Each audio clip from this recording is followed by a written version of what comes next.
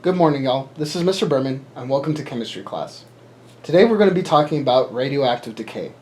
When radioisotopes emit radiation to be more stable, we call this radioactive decay.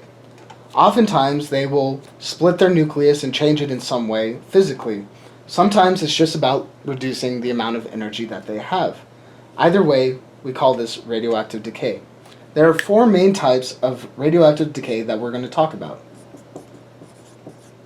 Those are alpha decay, beta minus decay, beta plus decay, and gamma radiation. And I'll go through each of these one by one.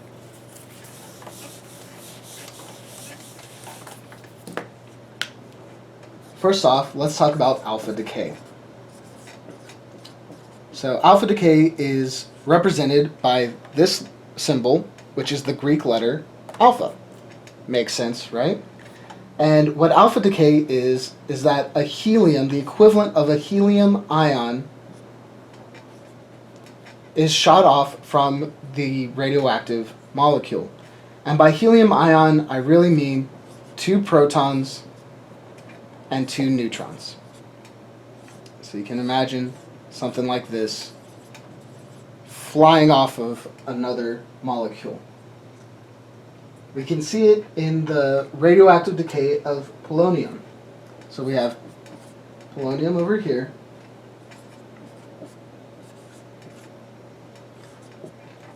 which decays into lead,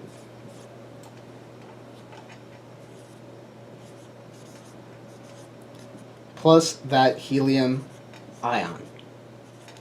So you can see right here, we started out with a total mass of 210. We lost a total mass of 4 to go from 210 to 206. And we know that 2 of those, of that mass, came from the protons because we went from 84 protons to 82 protons. So that means that we lost 2 protons and 2 neutrons, a total of 1 helium's worth of subatomic particles. The nice thing about alpha decay is that it is really heavy, comparatively speaking, and slow, which means once it's emitted, it gets absorbed really quickly. If you were to be exposed to helium or alpha decay radiation and it hit your skin, the alpha particle wouldn't go very far into it, which minimizes the total damage it does and won't hurt you as bad. The other radiation types of radiation we're going to talk about does a lot more damage to the human body and is therefore a lot more dangerous. Although that's not to say that alpha decay isn't dangerous. It just is less dangerous than the others. Next we're going to talk about beta minus decay. So beta minus is represented by the Greek letter beta with a minus. We call it a minus because the particle that's shot off is a negatively charged particle. It is basically the equivalent of an electron.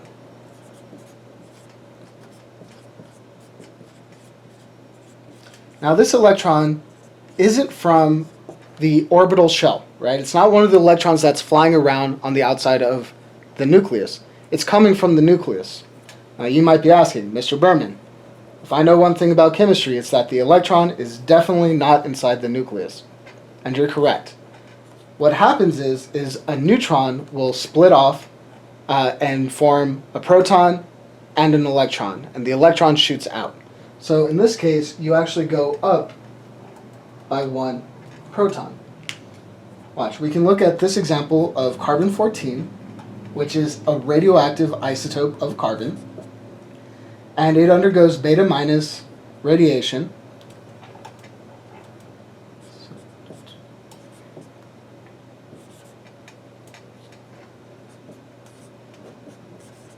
So you can see right here, the total mass of it doesn't change. We still have a total of 14 neutrons and protons. However, you can see that we went up by 1 proton to go from the carbon to the neutron. And we have this electron shooting off from it. So that is how you can tell, or how you can see that It was a neutron already in the nucleus that split into a proton and an electron and shot out that electron. Beta minus decay is the type of radiation that is used in X-rays.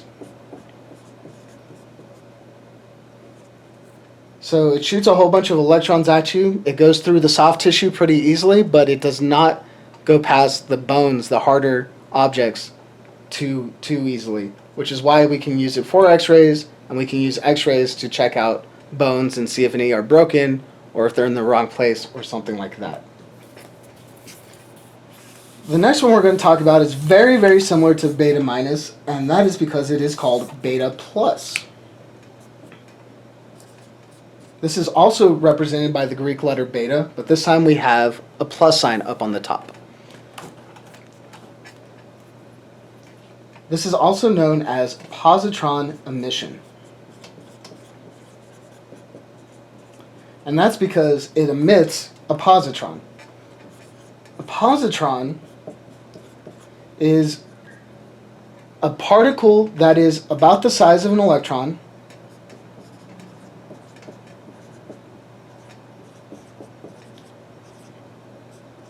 but it has a positive charge instead of a negative charge.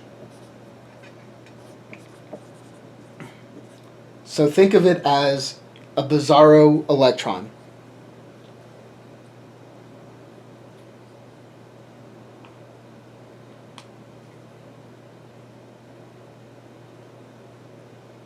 Now, whereas in beta minus, a neutron split into a proton and electron and shot off the electron, what's happening here is that a proton is emitting the positron and turning into a neutron. I know it sounds kind of funny. How can a proton change into a neutron and a neutron change into a proton, both by removing something? Welcome to the world of quantum mechanics. That is a little bit out of the scope of this class, but that is just how the world works sometimes. We can see it in this example. So we have a radioactive isotope of potassium, which is going to decay into argon.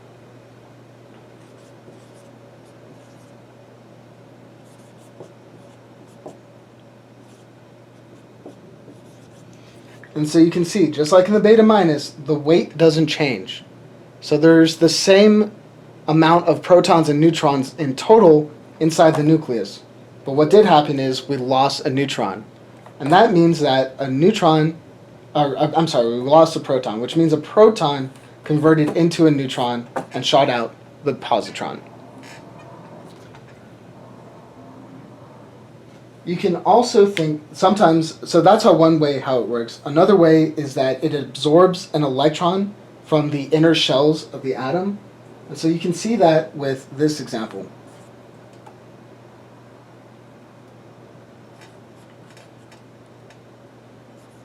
So we have silver here plus an electron turns into this. So again, this time we are absorbing an electron which combines with a proton to turn it into a neutron, and that's how it works. Two different ways to think of the same process. The last form of radioactive decay that we're going to talk about is gamma radiation.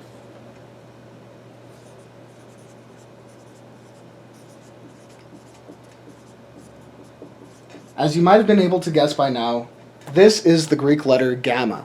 It kind of looks like a Y with a little loop in it, or like an 8 that just didn't quite finish up on top. Gamma radiation is unlike the other forms of radiation. So in alpha, we lost a helium's worth of neutrons and protons. In beta, we were either shooting out an electron or a positron, but a particle is physically getting thrown off of it. Gamma radiation is pure energy. And in fact, it is a very high energy wave.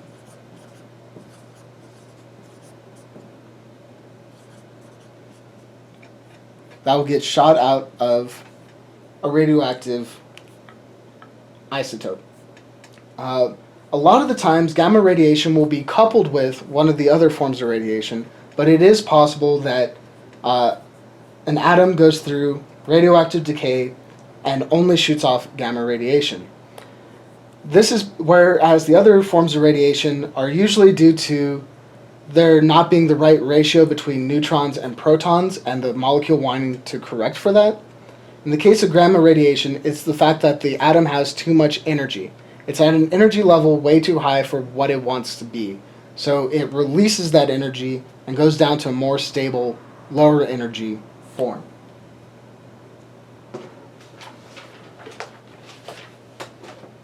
So we can see that in this example.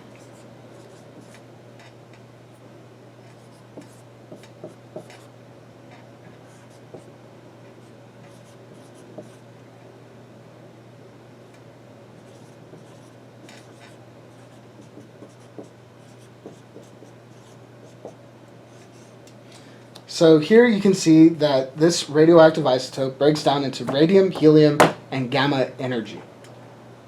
So this went through alpha decay, we lost that helium, but then we still had gamma radiation come off with it.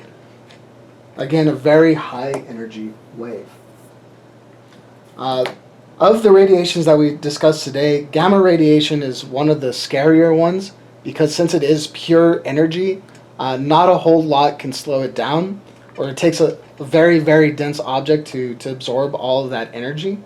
So this can really cut through you and really do some major damage to your internal organs. But that is a discussion for a later time. This is radioactive decay. Thank you.